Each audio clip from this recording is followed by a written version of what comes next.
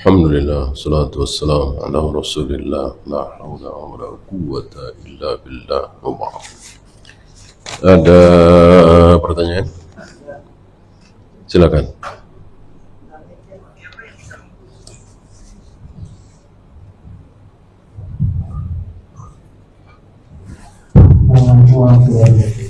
Assalamualaikum warahmatullahi wabarakatuh. Ada dua pertanyaan. Yang pertama, orang menyebut la ilaha illallah pasti masuk surga. Padahal belum kita lihat dia tidak sholat, tidak puasa Ramadan. Nah, tadi katanya nggak ada persyaratan kalau orang yang berhubungan dengan yang kedua, tadi tidak ke kiri dan ke kanan. Lalu surat Al-Baqarah ayat 143, apa aja diperintahkan untuk merasakan. Apa yang mau merasakan di situ? Menurut teman kita setelah itu umat yang tengah-tengah itu ya tidak terlalu salafi dan tidak terlalu tradisional. Mohon penjelasan Ustaz. Assalamualaikum. Assalamualaikum. Yang dimaksud tidak ada syarat adalah amal. Adapun keyakinan tetap apa? Yabtagi bi wajh Allah bidzalik. Betul-betul ikhlas karena Allah. Apakah ada harapan surga? Jelas. Jangan lupa hadis bi Abi Allah Maha Pengampun. Ya. Dan satu lagi, kita belum selesai. Dia belum mati, kita belum mati. Besok lusa berubah, dia ahli taat, kita jadi ahli maksiat, mungkinkah? Mungkin. Nah, itu fawaidnya, ya. Bukan, wah, nggak perlu amal, nggak ada syarat, tentu bukan seperti itu. Yang kedua, kembali ke pembahasan awal tadi, bahwa lihatlah para sahabat. Jadi untuk berada di tengah-tengah itu, lihatlah para sahabat. Yang berada di tengah-tengah umatan wasaton ini siapa? Sahabat. Tidak Yahudi, tidak Nasrani. Kata siapa? Jangan terlalu salafi, jangan terlalu tradisional. Ya tentu tengah-tengahnya ini mengikuti sahabat. Apa ada sahabat yang dekat-dekat ke tradisional? Apa ada sahabat yang bukan salafi? Seluruh sahabat adalah salafi.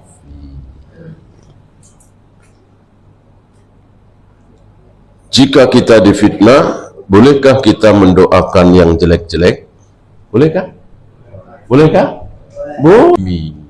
Tentu doa buruk, nggak mungkin doa baik. Mau disuruh hati-hati. Ya. Kalau doa baik, ya tentu bukan hati-hati. Carilah doa orang yang engkau zalimi. Ya, kita zalimi dia, terus dia suruh mendoakan kebaikan kita. Ya tentu tidak seperti itu. Namanya orang dizalimi, doanya buruk. Jarang-jarang yang seperti Nabi alaihi salatu wassalam disakiti sampai berdarah kepala beliau, menetes di wajah beliau, sambil mengusap wajah yang menetes mengusap darah di wajah beliau kali mendolimi saudara kita, bahkan orang kafir. Ya. Dari hadis Itban bin Malik tadi, apakah boleh bikin musola di rumah dan tidak berjamaah keluar dari masjid? Boleh kalau kita seperti Itban, sudah tua, matanya lemah, kan begitu. Ada ilatnya, ya. Al-hukmu yaduru bil illah, ada man kana au wujudan. Kalau alasan itu ada pada diri kita, boleh. Ketika kita melihat orang bersedekah, bagi-bagi uang di YouTube lalu disebar, bolehkah kita mengatakan dia riya? Boleh apa tidak? Tentu tidak boleh. Pembahasan ini lebih baik kita doakan dia yang baik-baik. Mudah-mudahan beliau ikhlas, mudah-mudahan diberi hidayah, mudah-mudahan mendapatkan kebaikan, begitu. Jangan kemudian suudzon. Ya. Yalah, paling seperti yang udah-udah lah. Alah, paling begitu lagi. Jangan suudon kan. Kita doakan yang baik-baik. Mudah-mudahan ini ikhlas, betul-betul berharap kebaikan. Gitu. Saat khotib ceramah, ada yang tidur bahkan sampai mendengkur. Ketika qomat langsung ikut sholat, tidak wudhu lagi. Apakah sah? Insya Allah kalau antum ingat-ingat sebentar, antum akan bisa menjawab. Sah apa tidak? Perlu wudhu lagi? Tidak. Terjadi para sahabat duduk sambil mendengkur, nunggu Rasul datang. Sholat, menunggu sholat Isya. Jadi udah Isya, Nabi nggak datang.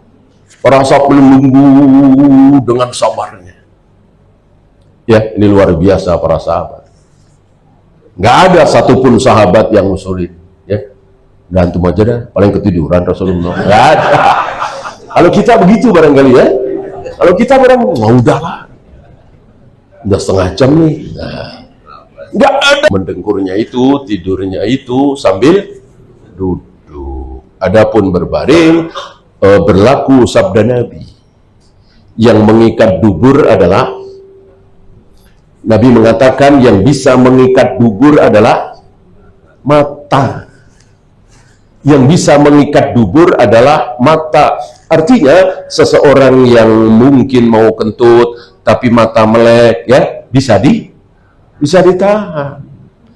Lah kalau mata merem pules, gimana mau nahannya? Itu bagi yang tidur baring, ya. Balik sono dud, ya kan? Ini kan tidak tertutup kemungkinan. Ya, maka Nabi mengatakan yang bisa mengikat dubur adalah mata. Bagi siapa? Bagi yang tidur berbaring. Adapun yang tidur duduk seperti sahabat, ya itu jawabannya. Ya. Ini bukan berfawaid berarti wah aman kalau Jumatan tidur aman, ya. Bukan, fawaidnya bukan begitu. Dalam sholat jenazah berapa kali takbir? 4 ya. Cuman ada riwayat lagi 8. Kalau yang 4 kita tahu ya, takbir pertama Al-Fatihah, setelah takbir kedua sholawat, setelah takbir ketiga doa, setelah takbir keempat doa lagi, kemudian salam. Adapun yang takbir 8, saya tidak tahu ke 5-nya, ke 6-nya dan seterusnya, barangkali doa insya Allah. Setelah sholat jenazah, imam berdoa lagi. Apakah ada tuntunannya? Tidak ada. Jadi begitu, Assalamualaikum warahmatullahi wabarakatuh, Assalamualaikum warahmatullahi wabarakatuh, itu jenazah segera diangkat. Karena sunnah menyegerakan penguburan. Ketika walimah safar, sepulang dari safar, itu makan-makan saja, apa ada ritualnya? Makan-makan saja. Yang namanya walimah itu kan bahasa Arab, bahasa kitanya apa? Iya, pesta makan-makan. Makan-makan bukan seperti biasanya berdua sekeluarga, tapi rame-rame. Itulah walimah. Bahasa kita yang tepat adalah pesta. Ya, itu saja kita akhiri. Ya, satu lagi.